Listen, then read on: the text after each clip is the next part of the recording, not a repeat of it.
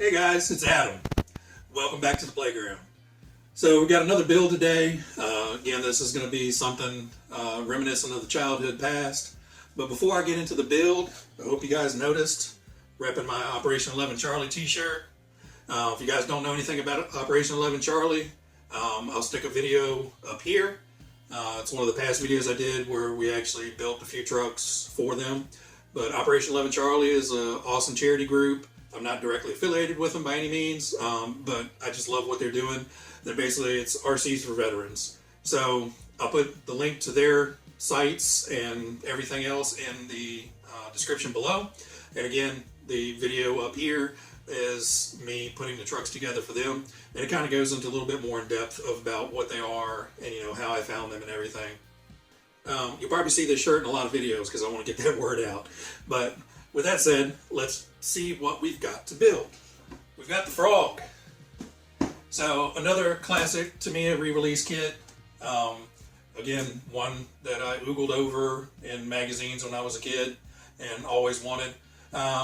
This was kind of a back burner car for me because it's based off of the same chassis as the Blackfoot is. So essentially same vehicle, you know, just buggy tires and buggy body, but essentially the same chassis. So what I'm going to do, break it out of the box, get everything spread out and organized. I'll run you through just a quick visual of everything, and then we'll go straight to the time lapse and start getting this guy built. Alright guys, we got it all laid out on the table, so let's start from here. We've got our driver. This one is Glenn Morris, so not a fancy name like a lot of the other ones. It's just got a dude name. Got your three-piece wheels and tires. So the fronts are the smooth ribbed and the backs are the round spike. Then we got some of the body retainer bits and servo parts. You got your gray chassis plates and some of the other body chassis parts. Then you come in and you get gearbox parts and the drive adapters, shock parts, other suspension slash body chassis parts, your bumper, of course, simple silver can motor, the TB LE02 speed control, brushed or brushless, obviously, we'll be running it brushed. You have the clear Lexan body, clear wing, and then you have all your hardware and accessory bags. So you got screw bags A, B, C, and D. Then you have your two, sorry for the shakiness, I've been doing yard work all day, my hands are shaky. The two aerials. You got your stamp metal parts for the rear end and skid plate. And you have a lot of the standoffs, bushings, stuff like that. And you have kind of the driveline bag up here with the output shafts and dog bones. Your differential bag for the gears, shock bag has the metal shock bodies and all the bits for the internals in there. And then this one has a lot of the grease and the driveline boots and your double stick tape, all that good stuff. Alright, so I'm going to get this organized, get the hardware split up, get this ready to start going. So see you in a second at time lapse.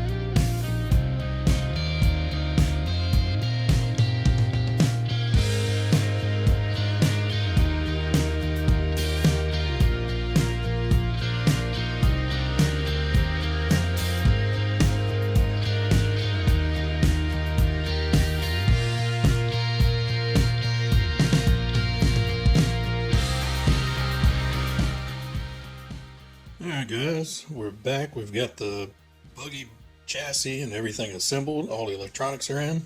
So I've put one of these together before. I've got the Blackfoot back there. So essentially, same chassis, the ORV chassis. Minor differences because of the buggy versus the truck. And on the truck, they have friction shocks instead of the oil-filled shocks. But for the most part, same. Obviously, it's been a while since I put one together because I forgot a few things. Well, didn't necessarily forget a few things, just kind of forgot how things went together. So one thing when you're putting these two chassis halves together, that's probably, if you were a first-time builder, that's probably going to be the most frustrating thing, is because you have to get the left side with some stuff started on it, and then the right side with some stuff that's floating in there, like this front bumper bracket, the front and rear servo mounts. The rear you can get in afterwards. The front, you kind of need to do that.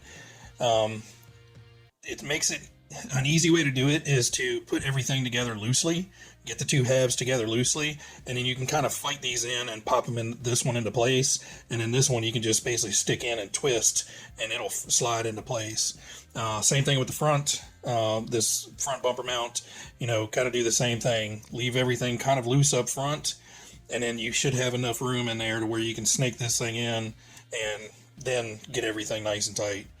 But, with any model kit that you're putting together, especially one based off of something that originated in the 80s, it's going to be a little bit finicky and fiddly at times.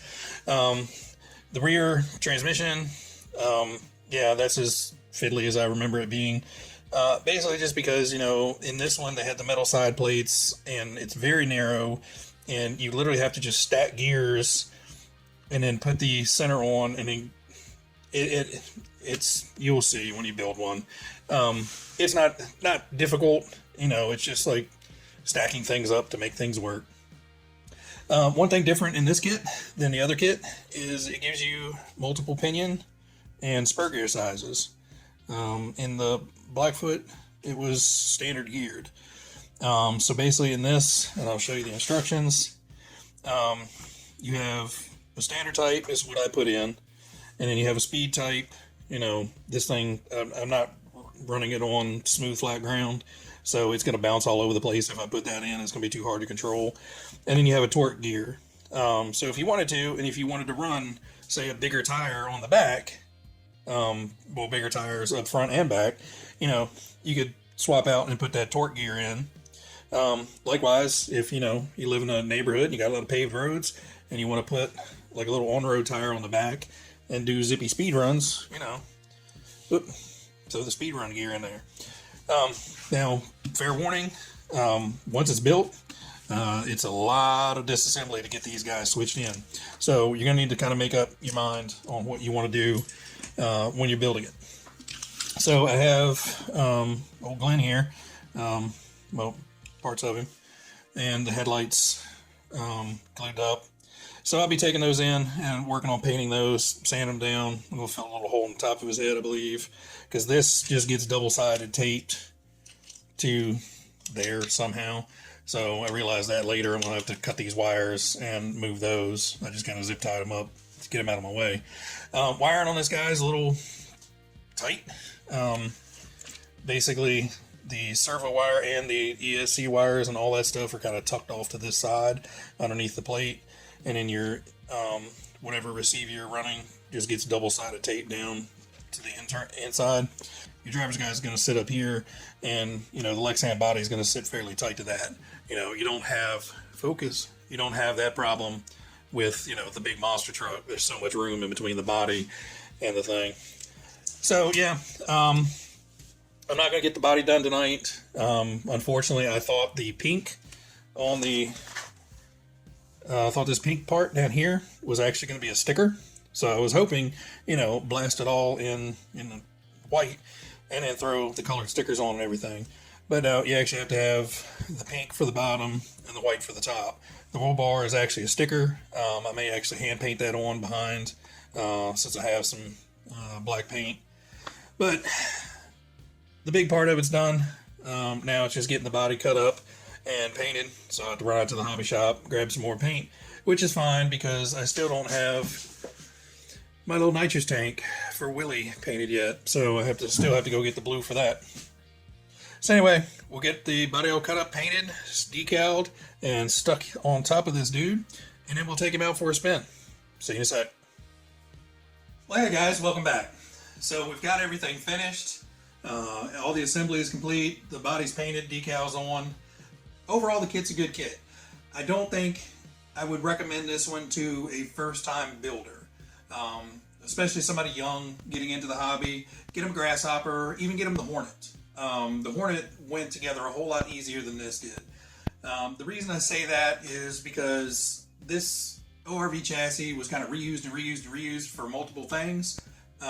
So the Blackfoot build went perfect. Everything was super easy because you have that big monster truck body and you have all that real estate to work with. This body is, it's a Lexan body, and I'm used to, just being able to pull those off real quick, change out a battery, do whatever. This body is pretty much put it on and leave it. You can take it off, but it is extremely tight to get the body to stretch over those posts.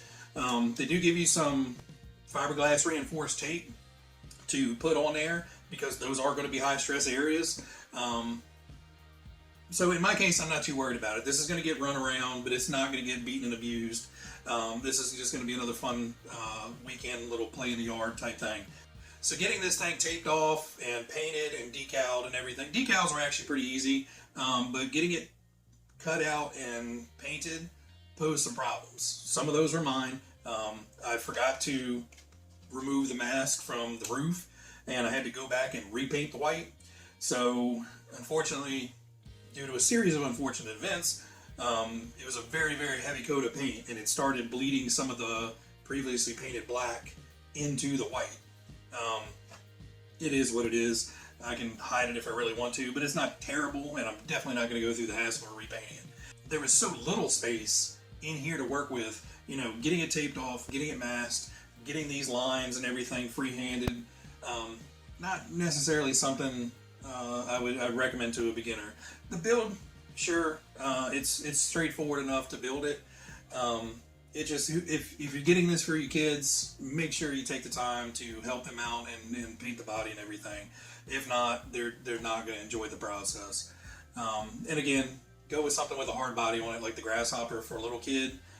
It's taken out of the box and they can stick it right over top of it if they want. Other than that, it's a typical Tamiya kit. Went together fairly easily. The instructions are clear and fairly easy to follow. Always read the fine print on the side. I still, to this day, have a problem with, following the pictures. Look at the part number, look at the screw number, stick things together. And there are some steps in here that you really need to pay attention to that fine print on the side, or you're going to get into the next step and be scratching your head and going, why doesn't this work? So just an FYI. So let me get you a little bit closer. Let's take some up-close looks. I'm going to go ahead and post this video without the running footage just because we have crappy weather today and I've got family coming tomorrow, so I've got cooking and cleaning and yard work and stuff to do tomorrow. I want to get you guys this video. I will post a run video of this, and I will take out the TTOB, which I never did get a running video of that either. So I'll take both of them out, put it in one video, and just have some run action and make that a video of its own. But for right now, let's get you down, take a closer look. Alright guys, a little bit more up close and personal look at the buggy. So again, typical RV chassis, so the shocks are technically spring-loaded on the inside of the body, and it's a very unique way of doing that. We do have the oil-filled shocks on this, which is different than the Blackfoot build. That still has the friction shocks on it. Typical round spike tires in the back and the smooth ribbed on the front. Around back, threw in a couple extra stickers, and you see on the back of our driver's head, we've got the Frog Racing on the back of that as well. So there's no denying that this is the Frog Racing Team vehicle. I think I may have wanted to run these wires a bit differently, but I don't know, they work. They just slightly press on the body there. I'll also probably put some smaller body clips in here. Since this body's not going to be coming off very often, Those big ginormous ones are a little much. It's hard to tell, but I gave our driver there, Glenn, some green harness and a little bit of pink on the bottom of his helmet. So there's old Glenn right there, sitting inside, looking partially terrified. And I think that's kind of the proper way to paint a Tamiya driver. You know, I'm not going to go through and put beautiful blue eyes on him. I want that kind of look of dazed terror in their eyes. So again, guys, I'll get some running video of this, and I'll also take out the plasma edge too, because I never did any running video of that. So once I get some dry grass to where I'm not going to get these things all nasty and everything. I hate mud. I hate cleaning. So I'll wait for it to dry up a little bit before I take these out. If you liked the video, give it a thumbs up. Comment down below what you thought. And let me know if there's anything else you would like to see.